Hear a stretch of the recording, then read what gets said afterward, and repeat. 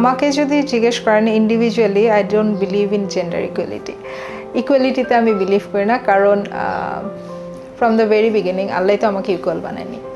আমার যে কোয়ালিটিস সেটা হয়তো গিয়ে একটা মেল যার সাথে আমাকে আপনি বসাচ্ছেন টু জাজ দ্য ইকুয়ালিটি, তার সাথে মিলবে না। বাট আমার স্ট্রেংথ আলাদা, তার স্ট্রেংথ আলাদা। স্ট্রেংথ পয়েন্ট অফ ভিউ থেকে আমি বলবো যে না, দুজনের হয়তো ওখানে একটা ভ্যারিয়েশন থাকছে, বাট ইকুয়ালিটি আসবে না। ইট শুড বি, মানে আমরা যদি বলতে চাই এখানে আমি বলতে পারি যে প্রপার ম্যানেজমেন্ট, আমার এবং তার যেই মিলটা হতে হবে এবং অ্যাডজাস্টমেন্টটা হতে হবে, সেটাই মেইন।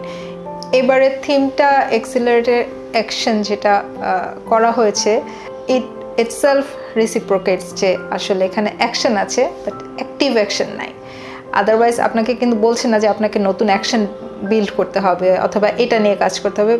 বোঝাই যাচ্ছে যে এখানে আমাদেরকে অ্যাপ্রোচগুলো আছে, সিস্টেম আছে, যেটার হয়তো প্রপার ইউজ নাই। আপনাকে হয়তো বলা আছে ABCD, you have to follow, no one is following those things. So এখানে আসলে এক্সিলারেশনের ব্যাপারটা আসছে। আমরা নিজেরা যদি নিজেদেরকে শিক্ষিত করতে না পারি, কেউ এসে আমাকে জোর করে ওই কোনো ডিগ্রি দিয়ে বা কিছু দিয়ে হবে না। আমাকে নিজেকে বুঝতে হবে যে আমি আরেকজনকে কিভাবে সিকিউর ফিলিংসটা দিতে পারি। এখানে আসলে অনেকভাবে আমরা ফ্যামিলি ভ্যালুস তো ডেফিনেটলি আমাদের একটা বড় বেসিক যেটা থাকে, আমরা কিন্তু ফ্যামিলি থেকেই নিয়ে আসি। আপনি আর আমি ফিমেল হিসেবে আমি হয়তো আমার অনেকগুলো ফ্যামিলি পার্সনকে ভয় পাই না। কেন পাই না? কারণ আমি জানি যে ওর কাছ থেকে আমার ওই ভয়টা নাই। কলিগদের মধ্যে হয়তো হতে পারে বা ফ্রেন্ড সার্কেলে হতে পারে। সো এই জিনিসগুলো আসলে ভ্যারি করে। আর এক্সিলারেটেড অ্যাকশন যেই থিমটা, এটা কিন্তু আসলে এগুলোকেই ফোকাস করবে যে আমরা কি জানি, ওই জানাটাকে কতটা প্র্যাকটিস করছি এবং আসলে এগুলো ওয়ার্কেবল কিনা। আমি যদি বলি যে ইকুয়াল পে স্কেল নিয়ে যদি আপনারা কথা বলতে চান, কয়জন কথা বলে? আমাদের সোসাইটিতে আমাদের ফেলো সার্কামস্টেন্সেসের মধ্যে কয়জন ইকুয়াল পে নিয়ে কথা বলে? নান। বাট এমন না যে সে আপনার কোনো ক্ষতি করছে, আপনার সাথে মিসবিহেভ করছে, কিছুই না। বাট বেসিক যে জায়গাগুলো, আপনি আইসল্যান্ডের কথা ধরেন, ওরা তো বাই ল করে দিয়েছে ইকুয়াল পে আপনাকে করতেই হবে। যে কোম্পানি দিচ্ছে না সেই কোম্পানিকে ওরা এসে কোর্ট থেকে সমন দিচ্ছে, like they had to justify যে কেন দিচ্ছে না, কোথায় ল্যাকিং আছে।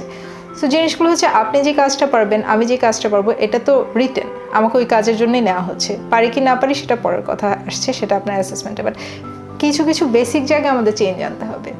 এটা আসলে আমাদের নিজেদেরকেই করতে হবে, কেউ এসে করে দিয়ে যাবে না। আমরা যতদিন এগুলোতে অ্যাকসেপ্টেন্স মোডে থাকবো, আসলে কোনো রকম চেঞ্জ আসলে আমি দেখি না যে হবে। আগামী 3-4 ডিকেডসেও হবে না। It's quite impossible. মেসেজ বলতে আসলে আমি মেয়েদেরকে যেটা বলবো যে আমরা মেয়েদের সবচেয়ে বড় শক্তি, যেটা আমরা কাজে লাগাই না। আমাদের সার্কামস্টেন্সেসে বলেন বা আমাদের মেন্টালিটির উপর ডিপেন্ড করে মোস্টলি। আমরা মেয়েদেরকে অনেক বেশি হেল্প করতে পারি, যেটা আমরা করি না। আমরা যদি ইউনাইটেড থাকি, আপনার সাথে যদি আমি দাঁড়াই, আর 10টা ছেলে দাঁড়ানো থেকে আমি অনেক স্ট্রংলি আপনাকে প্রটেক্ট করতে পারবো, আপনাকে রিপ্রেজেন্ট করতে পারবো। বাট এইটা হয়তো আমি করি না। আমাদের মেয়েদের মধ্যে এই ল্যাকিংসটা আছে। এখানে আসলে কম্পিটিশনে কিছু নাই, উই শুড বি ইউনাইটেড। আমরা কিন্তু এখানে মেজরিটি মাইনরিটির কিছু নাই, পপুলেশনের অর্ধেক তো আমরা। সো আমরা যদি আমাদেরকে প্রোটেক্ট করি, আর কারো দরকার আছে? দরকার নাই। Y Kant we? আমরা কেন করি না? আমরা কোথায় আটকে আছি? এখানে কী নিয়ে আমরা কম্পিট করি? কম্পিটিশনের দরকার নাই। উই শুড বিসাইড আস। আমরা নিজেরা নিজেদের পাশে থাকবো, নিজেরা নিজেরকে আগলে রাখবো।